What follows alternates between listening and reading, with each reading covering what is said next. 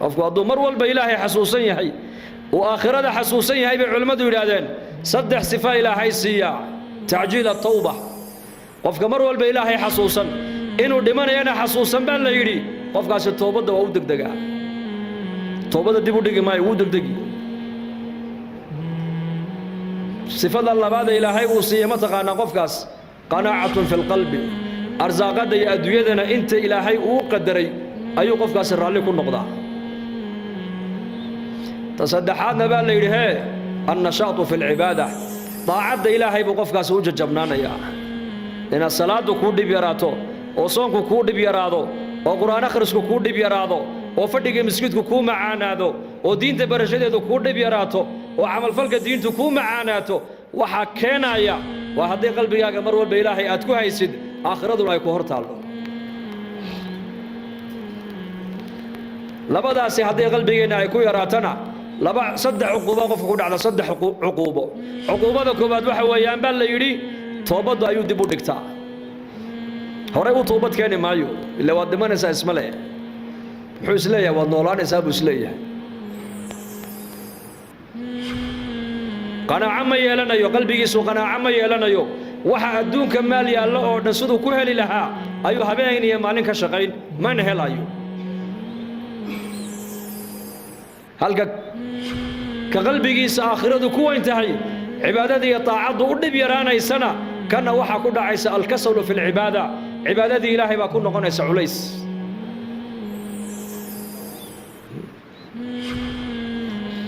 miqdaad saxaabiga la odhan jiray radia allaahu canhu ayaa habeenkii markuu jiibsanayo waxaa la yidhi uu gelgelan jiray saasuu u gelgelan jiray sida dheriga marka biyaha la saaro ee dabku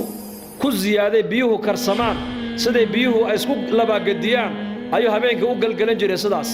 markaabay xaaskiisu ku odhan jirtay maxaad la galgalanaysaa maad seexatida markaa buu ku odhan jiray cabsida aan naarta aan ka qabo ayaa habeenkii hurdada iga qaaday buu odhan jiray nabigeenna moxamed calayhi salaatu wasalaam waa kuwii saxaabadu ku yidhi shibta nebi allow cirradii baa kugu badatay baryahani maxaa jira markaa buu nebigu yidhi shayabatnii huudu wa akhawaatuhaa suuratu huud iyo walaalaheed baa cirrada iga soo saaray buu rasuulku yidhi suuratu huud wa akhawaatuhaa cama yatasaa'aluun ida ashamsu kuwirat ida asamaa'u infatarat ida asamaa'u inshaqat suuradaha qiyaamaha ka warramaya ayaa nebi maxamed cirrada ka soo saaray suuratu huud markii la baadhayna aayadda nebi maxamed cirrada ka soo saartay waxay culammadu ku sheegeen fastaqim kamaa umirta waman taaba macaka fastaqim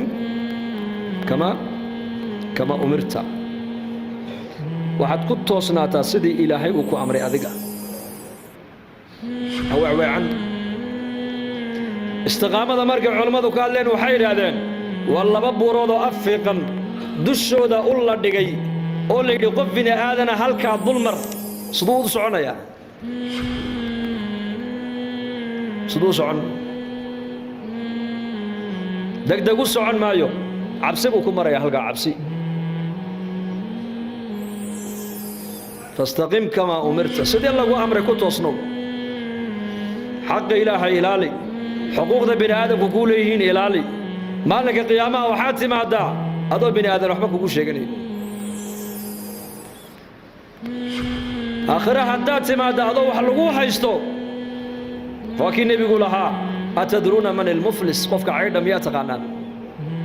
saxaabadu waxay yidhahdeen caydh waxaan u naqaanaa annaku qofka diinaar iyo dirham iyo mataaca waxba aanan haysan markaa buu nebigu yidhi qofka caydhu waa kee waa banka qiyaamuu la iman doonaa salaad